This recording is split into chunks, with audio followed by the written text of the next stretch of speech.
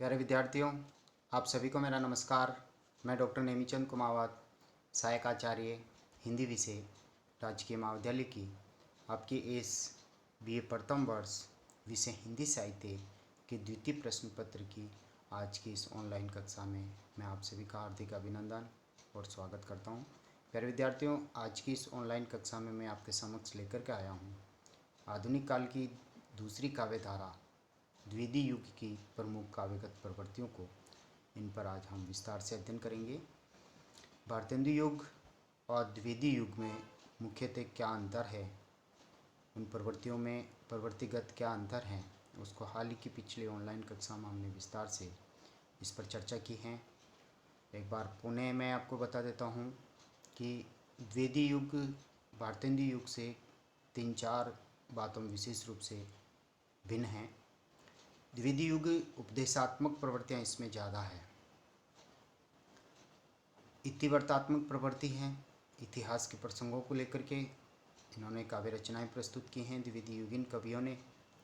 और हालांकि राष्ट्रीय चेतना, सामाजिक चेतना ये भारतेंदु युग में भी हैं और द्विवेदी युग की काव्यगत प्रवृत्तियाँ भी हैं। द्विवेदी युग में और भारतेंदु युग में मुख्यतः अंतर भाषागत है। भारतेंदु युग में जो काव्य की जो भाषा है वो ब्रज भाषा थी, क्योंकि भारतेंदु युग के पूर्व रीतिकाल चल रहा था और रीतिकाल और भारतेंदु युग दोनों आधुनिक काल का संधि स्थल है, जिसमें कविताओं के क्षेत्र में ब्रज भाषा का प्रयोग हुआ, जबकि गद्य की विविध विधाओं का उन्मेष भारतेंदु युग से होता है, तो उनमें खड़ी बोली हिंदी का प्रयोग हुआ। लेकिन इस द्विवेदी युग में गद्य और पद्य दोनों की भाषा एक समान खड़ी बोली हिंदी हो गई। साथ ही एक दूसरा अंतर ये है कि जिस तरह से श्रृंगार रस का चित्रण रीतिकालीन युग में हुआ था, प्राय उसी का प्रभाव भारतेंदु युग में भी था। राधा और कृष्ण की भक्ति श्रृंगारिक चित्रण मिलता है, लेकिन द्विवेदी युग में आकर के श्रृंगारिक भावनाओं की यहाँ उपेक्षा की गई है और सांस्कृतिक चेतना का उन्मेष द्विवेदी युग में है। साथ ही हिंदी भाषा को व्याकरण सम्मत और परिष्कृत रूप देने का कार्य द्विवेदी युग में हुआ। हालांकि भारतेंदु युग और द्विवेदी युग दोनों में ही पत्र पत्रिकाओं का विस्तार से प्रकाशन होता है। भारतेंदु जी ने कुछ पत्रिकाओं का प्रकाशन किया, उसी तरह से द्विवेदी जी ने भी सरस्वती पत्रिका का प्रकाशन 1902 से 1920 ईस्वी तक किया, जिसमें इन्होंने नए नए कवियों को अपनी ओर आकृष्ट करते हुए उनकी खड़ी बोली हिंदी में उनको रचना लिखने के लिए प्रेरित करते हुए रचनाओं को इन्होंने प्रकाशित किया। तो आइए हम आज आरंभ करते हैं द्विवेदी युग की प्रमुख काव्यगत प्रवृत्तियों को, जिसमें राष्ट्रीय चेतना पहली काव्य प्रवृत्ति है।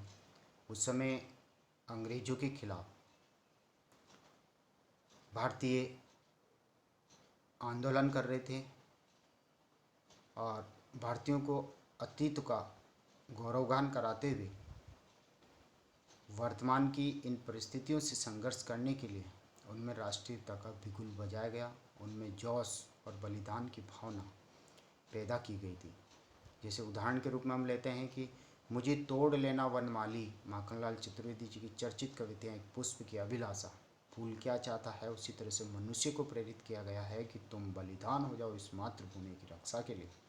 तो मुझे तोड़ लेना वनमाली, उस पथ पर तुम देना फेंक, मातृभूमि शीश चढ़ाएं जिस पथ पर जाए वीर अनेक। यानी मातृभूमि को बलिदान होने के लिए जिस पथ पर अनेक वीर जाएं, हे पुष्प की अभिलाषा है कि हे वनमाली, मुझे तोड़ करके उन यानी उस पथ पर मुझे बिखरा देना, ताकि उन पैरों से मैं कुचला जा करके अपना आप को गौरवान्वित महसूस करूं। इसी तरह से एक और उदाहरण देखिए, रहे देश की नाक, अर्थात देश की नाक को बचाओ, इसकी पहचान को बचाओ। स्वदेशी कपड़े पहने और विदेशी कपड़ों का हम बहिष्कार करें। है ऐसे ही लोग देश के सच्चे गहने जो स्वदेशी कपड़ों का उपयोग करते हैं। तो स्वदेशी का तात्पर्य अपने देश की पहचान, तो उसमें राष्ट्रीय चेतना मौजूद है। इसी तरह से हम कहना चाह रहे हैं यहाँ पर भारतेंदु युग और द्विवेदी युग में सुधार और जो देश प्रेम की भावनाएं प्रबल हैं। यद्यपि द्विवेदी युग की राष्ट्रीय चेतना अधिक प्रखर और मुखर हैं। इस युग के सभी कवियों ने देशभक्तिपूर्ण कविताओं की रचना करके पराधीनता को एक तरह से भारतीयों के लिए अभिशाप बताया। स्वाधीनता प्राप्ति के लिए इन्होंने क्रांति एवं आत्मोत्सर्ग करने का यानी बलिदान करने का ओजस्वी स्वर अभिव्यक्त किया। जैसे नाथूराम शर्मा शंकर जी, राम नरेश त्रिपाठी जी, मैथिली शरण गुप्त जी, इन सभी ने एक तरह से यानी प्रतंत्रता से मुक्ति हेतु एक तरह से राष्ट्रीय चेतना का बिगुल बजाया था। इस युग में भारतीय अतीत की बहुत ही प्रशंसा करते हुए रचनाओं को प्रस्तुत किया गया है। जैसे मैथिली शरण गुप्त जी ने भारत भारती में भारत का गौरवगान किया है और भारतीयों को अपनी मतलब अतीत की वैभवशीलता से परिचित कराया कि भूलोक का गौरव, प्रकृति का पुण्य लीला स्थल कहाँ है, फैला मनोहर गिरी हिमालय और गंगा जल कहाँ हैं, संपूर्ण देशों से अधिक किस देश का उत्सर्ग है, उसका कि जो ऋषि भूमि वह कौन भारतवर्ष हैं। तो इस तरह से प्राय सभी कवियों ने राष्ट्रीय चेतना को अभिव्यक्ति दी है। दूसरी जो काव्य प्रवृत्ति है इस युग की वो है सामाजिक चेतना, जो भारतेंदु युग में भी थी और यहाँ पर भी वही की वही प्रवृत्ति है। भारत खंड का हाल जरा देखो है कैसा, सामाजिक चेतना यानी समाज अस्त व्यस्त हो रहा था, उस समाज के स्तर को अच्छा बनाने के लिए उसकी दुर्दशा का चित्रण इन कवियों ने किया है कि भारत खंड का हाल जरा देखो है कैसा, आलम का जंजाल जरा देखो है कैसा, यानी हमारी दुर्दशा इन अंग्रेजों ने कर दी हैं। हमें पुनः एकजुट होकर के हमारे समाज की पुनः मानवीय मूल्यों की पुनः स्थापना करनी। तीसरी काव्य प्रवृत्ति गद्य पद्य की भाषाओं में एकरूपता लाने का पूर्णतः द्विवेदी युग में प्रयास हुआ था। द्विवेदी जी ने हिंदी भाषा को व्याकरण सम्मत बनाया, परिष्कृत किया और उसे एक मानक रूप दिया। तो सभी कविताओं में और गद्य की सारी विधाओं में खड़ी बोली हिंदी के एक रूप का, व्याकरण सम्मत रूप का प्रयोग हुआ।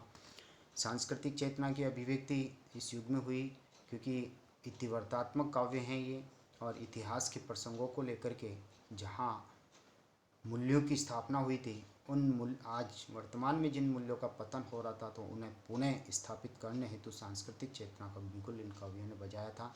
जैसे साकेत काव्य की पंक्तियां हैं, मैं नहीं यह संदेश स्वर्ग का लाया, अर्थात संदेश का स्वर्ग लेकर के नहीं आया बल्कि इस पृथ्वी तल को ही स्वर्ग बनाने आया। स्वर्ग जैसी सुखद भूमि इस भारतवर्ष को स्थापित करने के लिए प्रभु श्री राम का अवतार होता है। तो ये सांस्कृतिक चेतना है। साकेत में मैथिली शरण गुप्त जी ने ये पंक्तियाँ लिखी। साथ ही पांचवी जो काव्य प्रवृत्ति है पौराणिक चरित्रों में लोक नायकों का समावेश, यानी पौराणिक चरित्र राम और कृष्ण, इनको लोक नायक के रूप में प्रस्तुत किया है, पूर्वाधा बनाया समाज का। तो देखिए, राम तुम्हारा चरित्र स्वयं ही काव्य हैं, कोई कवि बन जाए सहज संभाव्य हैं। और वायवी कल्पनाओं का अभाव, जगत है सच्चा तनिक ने कच्चा, इसका भेद समझो बच्चा। तो इस तरह यानी कहने का तात्पर्य वायवी कल्पनाएं यानी हवाई कल्पनाएं इन कवियों ने नहीं की है, जो आगे चल कर के जैसे छायावादी युग में कवि जो प्रसाद पंत, निराला, महादेवी, जिन्हें वायविक कल्पनाएं उन्होंने विस्तार से की हैं, वैसा इनमें अभाव है। यथार्थ का वर्णन है, लेकिन इतिवर्तात्मकता और वर्णनात्मकता हमें इस द्विवेदी युग में देखने को मिलती है।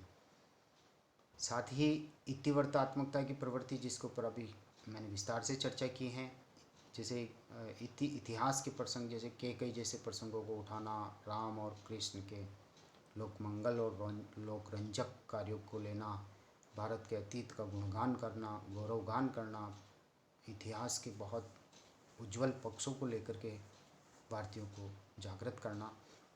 देखिए, युग युग तक चलती रही कठोर कहानी, रघुकुल में भी थी एक अभागिन रानी, यानी ऐसे युग में भी रघुकुल में भी एक ऐसी अभागिन रानी थी जिसका भाग्य बदल गया था। इसी तरह से हम कौन थे, क्या हो गए और क्या होंगे अभी, आओ मिलकर विचारें, समस्याएं सभी। ये साकेत की पंक्तियां हैं। ऊपर वाली युग युग तक चलती रहे कहानी, और ये हम कौन थे वाली, ये भारत भारती मैथिली शरण गुप्त के द्वारा रचित उनकी ये पंक्तियाँ हैं कि हम अतीत में कैसे थे, बहुत ही संपन्न, भारत सोने की चिड़िया कहलाता था। आज हम क्या हो गए अंग्रेजों की दुर्दशा के कारण, विदेशी शासन के कारण, पराधीनता के कारण, और आने वाले समय में यदि हम नहीं सचेत और सावधान हुए तो क्या होंगे। अभी समय है, सभी समस्याओं का मिलकर के हमें मुकाबला करना होगा। और अगली काव्य प्रवृत्ति है नैतिकता और आदर्शों का चित्रण। नैतिकता पर सर्वाधिक बल द्वितीय युग में मिला है।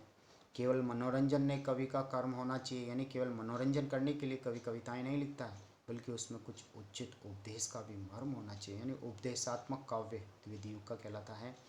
प्रकृति चित्रण भी हुआ है, जिसे दिवस का अवसान समीप था, गगन था कुछ लोहित हो चला, प्रिय प्रवास की पंक्तियाँ मिथिलेशन अयोध्या सिंह उपाध्याय हरिओद जी के द्वारा रचित।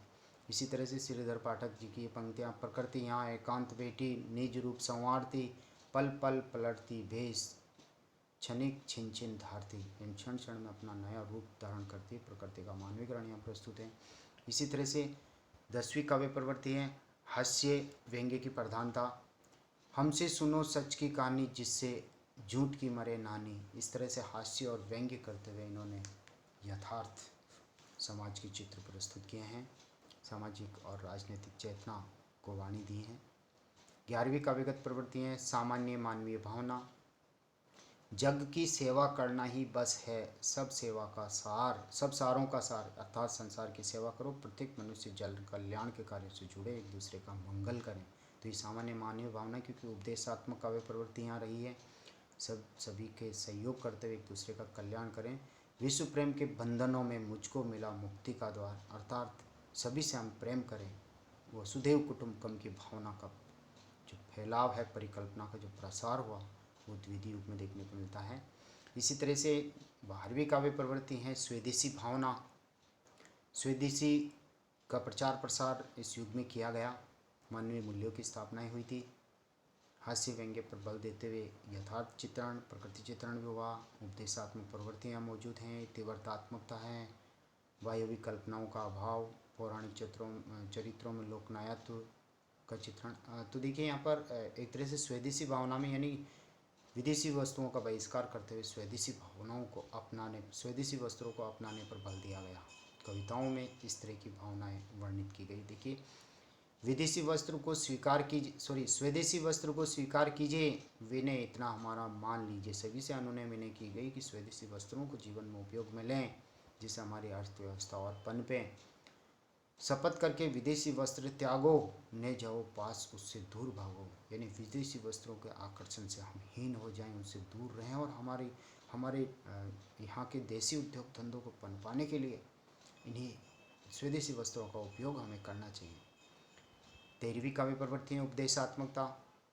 उपदेश दिया गया सभी को, कवियों को अपने कर्तव्य कर्म का बोध कराया गया, देशवासियों को अपनी पराधीनता की बेड़ियों को तोड़ने के लिए उन्हें उपदेश दे दे करके उन्हें एकजुट किया गया, फिरंगियों के खिलाफ खड़ा किया।